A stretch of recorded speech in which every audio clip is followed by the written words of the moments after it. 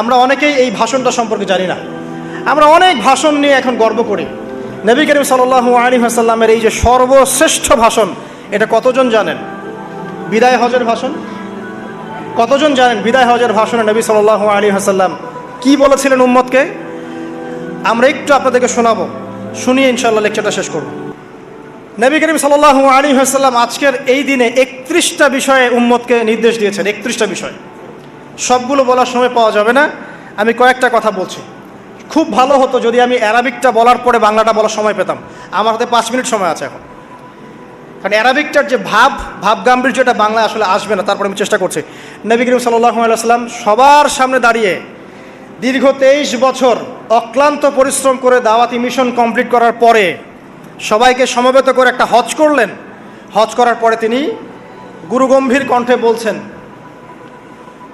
হৃদয়ের সমস্ত আবেগ বের করে দিয়ে বলছেন, হে জনগণ, আইয়ুহান নাস, হে জনগণ, আমি জানি না আজকের পর তোমাদের সাথে আমি কখনো মিলিত হতে পারবো কিনা। একটু চিন্তা করেন, সাহাবীরা সামনে দাঁড়িয়ে আছেন, নবীজি দাঁড়িয়ে এই কথাটা বলছেন, হে জনগণ, আমি জানি না আজকের পরে আমি তোমাদের সাথে মিলিত হতে পারবো কিনা। অতএব যে ব্যক্তি আজকে আমার এই কথাগুলোকে স্মরণ রাখবে, সে যেন অন্যের কাছে এই কথাগুলো পৌঁছে দেয়। হতে পারে যার কাছে পৌঁছে দেওয়া হচ্ছে সেই এই কথাগুলোকে বেশি সংরক্ষণ করতে পারবে। আল্লাহ পাক তার প্রতি রহম করুন যে আমার এই কথাগুলোকে অন্যের কাছে পৌঁছে দিবে। নবীজির ভাষণ। এরপর নবীজি বলছেন, জেনে রাখো নিশ্চয়ই তোমাদের পরস্পরের, মুসলিমদের পরস্পরের সম্পদ, পরস্পরের রক্ত, পরস্পরের এই যে জান মাল ইজ্জত, এগুলো একে অপরের জন্য হারাম। মুসলিমদের পরস্পরের রক্ত, পরস্পরের ইজ্জত সম্মান একে অপরের জন্য হারাম। এর হানি করা একে অপরের জন্য হারাম। ঠিক যেমন আজকের এই দিন হারাম, এই শহর হারাম, এই মাসও হারাম। নবী করিম সাল্লাল্লাহু আলাইহি ওয়াসাল্লাম বলছিলেন, জেনে রাখো 3টা বিষয়ে যেন তোমাদের অন্তর কখনো খেয়ানত না করে। 3টা বিষয়ে তোমাদের অন্তর যেন কখনো খেয়ানত না করে। 1, তোমরা যে কাজটাই করবা শুধু আল্লাহ পাকের সন্তুষ্টির জন্য করবে। তোমরা যে কাজই করবে শুধু আল্লাহর সন্তুষ্টির জন্য করবে। তোমাদের শাসক বর্গের কল্যাণ কামনা করবে। তোমাদের শাসক বর্গের কল্যাণ কামনা করবে। 3 নাম্বার, মুসলিমদের জামাতকে আঁকড়ে ধরে রাখবে। মুসলিমদের ইউনাইটেড কমিউনিটিকে আঁকড়ে ধরে থাকবে। এই 3টা বিষয় পালনের ক্ষেত্রে তোমাদের অন্তর যেন খেয়ানত না করে।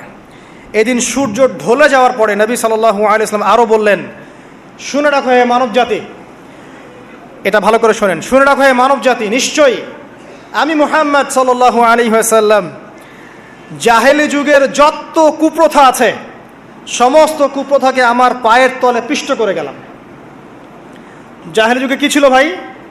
শিরিক ছিল, সুদ ছিল, মাদক ছিল, নারীর অবমাননা ছিল, কন্যা সন্তানকে দাফন করা হতো, রক্তক্ষয়ী হানাহানি মারামারি কাটাকাটি ছিল। এগুলো সব কিছুকে আমি আমার পায়ের তলে দাফন করে গেলাম। এটা কি দাফন হয়েছে? তিনি বলছেন, নিশ্চয়ই আমি জাহেলি যুগের সুদকে আমার পায়ে তলে পিষ্ট করে যাচ্ছি। সর্বপ্রথম যার সুদ আমি পিষ্ট করছি তিনি হচ্ছেন আব্বাস ইবনে আব্দুল মুত্তালিব, আমার চাচার সুদ। নিজের পরিবার থেকে দৃষ্টান্ত স্থাপন করলেন। তিনি আরও বললেন, হে উপস্থিত জনগণ, তোমরা মেয়েদের ব্যাপারে সতর্ক থাকবে এবং তোমাদের স্ত্রীদের ব্যাপারে সতর্ক থাকবে, তাদের হকের ব্যাপারে সতর্ক থাকবে, কেননা তোমরা তাদেরকে আল্লাহর কালিমার মাধ্যমে হালাল করে নিয়েছো। অতএব তাদের ব্যাপারে তোমরা সতর্ক থাকবে। তোমাদের উপর তাদের হক হচ্ছে তোমরা যা খাবে, যা পরবে, তাদেরকেও তাই খাওয়াবে, তাই পরাবে। আর তাদের উপর তোমাদের হক হচ্ছে যে তারা তোমাদের বিছানায় এমন কাউকে আসতে দিবে না যাদেরকে তোমরা অপছন্দ করো। নবী করিম সাল্লাল্লাহু আলাইহি ওয়াসাল্লাম আরও বলছেন, এই দিন আইয়ুহান নাস, হে মানব জাতি, তারাকতু ফিকুম আমরাইন, জেনে রাখো আমি তোমাদের সামনে মাত্র 2টো বস্তু ছেড়ে গেলাম। কয়টা বস্তু? লান তাদিল্লু মা তামাসসাকতুম বিহিমা, তোমরা কোনোদিন পথভ্রষ্ট হবে না যতদিন এই 2টা বস্তুকে আঁকড়ে ধরে থাকবে। কিতাব আল্লাহ, আল্লাহর কিতাব, ওয়া সুন্নতি নবীহি, এবং তার নবীর সুন্নাহ। তিনি আরও বললেন, আল মুসলিম, জেনে রাখো প্রকৃত মুসলিম সে ব্যক্তি, মান সালিমাল মুসলিমুনা মিন লিসানিহি ওয়া ইয়াদিহি, যে ব্যক্তির হাত এবং জবান থেকে অন্য মুসলিম নিরাপদ থাকে সেই ব্যক্তি হচ্ছে প্রকৃত মুসলিম। আল মুহাজির, আর প্রকৃত মুহাজির সে ব্যক্তি মান হাজারা মা নাহাল্লাহু আন, আল্লাহ পাক যা নিষেধ করেছেন সেখান থেকে যে দূরে থাকে সেই ব্যক্তি প্রকৃত মুহাজির, মানে হিজরতকারী। তিনি আরও বললেন, মনে রেখো আমি তোমাদের সবার আগে হাউজে কাউসারে চলে যাব, সুবহানাল্লাহ, এবং সেখানে আমি তোমাদের জন্য অপেক্ষা করতে থাকবো। অতএব শোনেন, অতএব তোমরা আমার চেহারাকে কালিমালিপ্ত করো না, মানে আমার চেহারায় কালিমালিপ্ত করো না, আমার নাম নষ্ট করে দিও না। আমি তোমাদের সংখ্যাধিক্য দেখে আল্লাহর কাছে গর্ব করব, আমাকে তোমরা অপমানিত করো না। আজকে কি আমরা তার দায়িত্ব পালন করে উম্মাহ হতে পেরেছি? নবীজি বলেছেন, তা আমার চেহারাকে কালিমালিপ্ত করো না, সুবহানাল্লাহ। তিনি বলছেন, ওই সময় কিছু মানুষ থেকে আমি মুক্ত হয়ে যাব, আর কিছু মানুষ আমার থেকে মুক্ত হয়ে যাবে। বলা হলো, কারা ইয়া রাসূলুল্লাহ? তিনি বলছেন, আল্লাহ পাককে আমি বলবো, ইন্নাহুম মিন্নি, হে আল্লাহ এরা আমার উম্মাহ, এরা আমার উম্মত, আমার সাহাবী। আল্লাহ পাক বলবেন, ইন্নাকা লা তাদরি মা আহদাসা বা'দাক, তুমি জানো না হে নবী, তোমার মৃত্যুর পর এই মানুষগুলো, পরবর্তী মানুষগুলো তোমার দিনের মধ্যে কত বেদাত সংযোজন করেছিল। তিনি আরও বলেছিলেন, হে জনগণ জেনে রাখো, প্রত্যেক পরিবারের জন্যে প্রতি বছর একটা করে পশু জবাই করার বিধান, প্রত্যেক পরিবারের জন্যে, সামর্থ্যবান পরিবারের জন্য প্রত্যেক বছর একটা করে পশু জবাই করার বিধান রয়েছে। তিনি আরও বললেন, মনে রাখো একজনের অপরাধের শাস্তি আর একজন কখনো পাবে না, আর বাবার দোষে ছেলে কখনো দুষ্ট হবে না, ছেলের দোষে বাবাও কখনো অপরাধী হবে না। তিনি আরও বললেন, জেনে রাখো হে মানব জাতি, নিশ্চয়ই শয়তান এই বিষয় থেকে নিরাশ হয়ে গেছে যে তোমরা শয়তানের ইবাদত করবে, শয়তান নিরাশ হয়ে গেছে। কিন্তু শয়তান নিরাশ হয়নি একটা বিষয় থেকে, যে তোমরা একে অপরে হানাহানি, কাটাকাটি, ফিতনা, ফাসাদে ব্যস্ত থাকবে, যেমনটা এখন আমরা করছি। আমরা কিন্তু সরাসরি কখনো শয়তানের ইবাদত করছি, কিন্তু মুসলিমরা এখন পরস্পরে হানাহানি, কাটাকাটি, ফাসাদে লিপ্ত আছে। তিনি আরও বললেন যে একজন মুসলিমের জন্য হালাল নয় অন্য মুসলিমের সম্পদ আত্মসাৎ করা, যতক্ষণ না সে স্বেচ্ছায় খুশি মনে তোমাকে সম্পদ প্রদান করে। অতএব তোমরা একে অপরের প্রতি জুলুম করবে না। তিনি আরও বললেন, সাবধান, আমার ইন্তেকালের পরে তোমরা একে অপরের গর্দান উড়িয়ে কাফের হয়ে যেও না। সাবধান, আমার ইন্তেকালের পর তোমরা একে অপরের গর্দান উড়িয়ে কাফের হয়ে যেও না। তিনি আরও বলেছেন, একজন মুসলিম আরেকজন মুসলিমকে গালি দিতে পারে না। যদি একজন মুসলিম আরেকজন মুসলিমকে গালি দেয়, এটা হচ্ছে ফাসিকি, এবং একজন মুসলিম যদি আরেকজন মুসলিমের সাথে যুদ্ধ করে, এটা হবে এক প্রকার কুফরি। তিনি আরও বলেছেন, হে জনগণ জেনে রাখো, আমার পরে কোনো নবী নেই, আর আমার পরে তোমরা ব্যতীত আর কোনো উম্মত নেই। এর চেয়ে স্পষ্ট কথা হতে পারে? আমার পরে কোনো নবী নেই, আর আমার পরে তোমরা ছাড়া কোনো উম্মত নেই। তাহলে আমরা যখন নতুন নতুন নবী বানিয়ে নিচ্ছি, কোনো কোনো ক্ষেত্রে বলছি একজন ব্যক্তি ছিলেন, সে নিজে ঈসাও ছিল, সে মাহদিও ছিল, সে নবীও ছিল, নাউযুবিল্লাহ।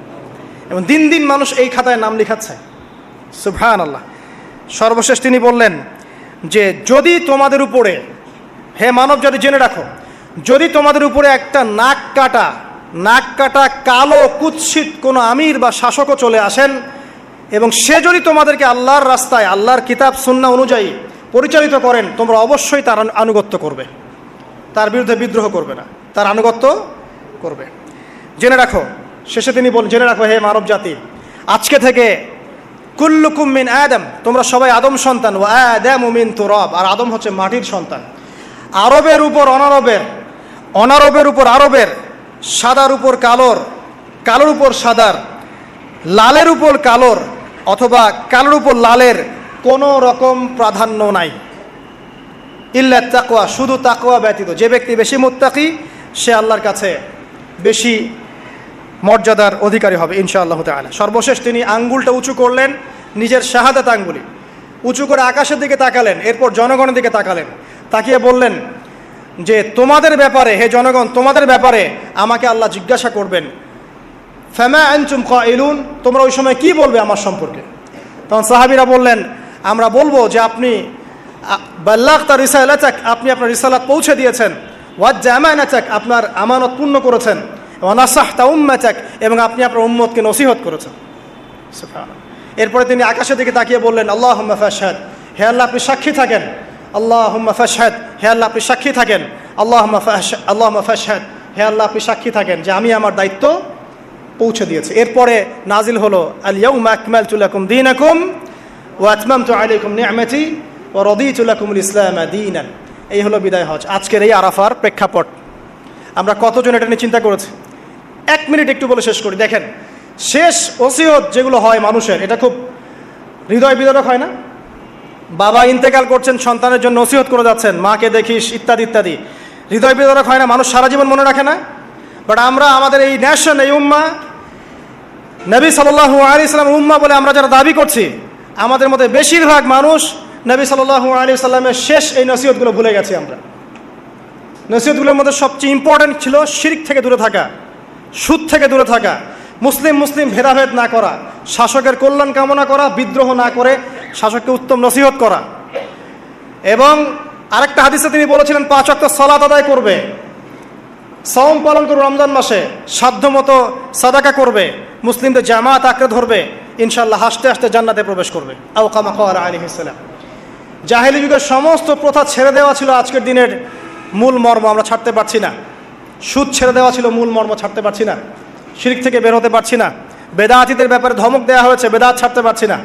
খেয়াল করে দেখেন, মুসলিম হানাহানি কাটাকাটি এখনও ছাড়তে পারছি না। ইভেন ধর্মতাত্ত্বিকভাবেও আমরা বহু দল এবং উপদলে বিভক্ত হয়ে গেছে, কারোর সাথে কারো ঐক্য নাই।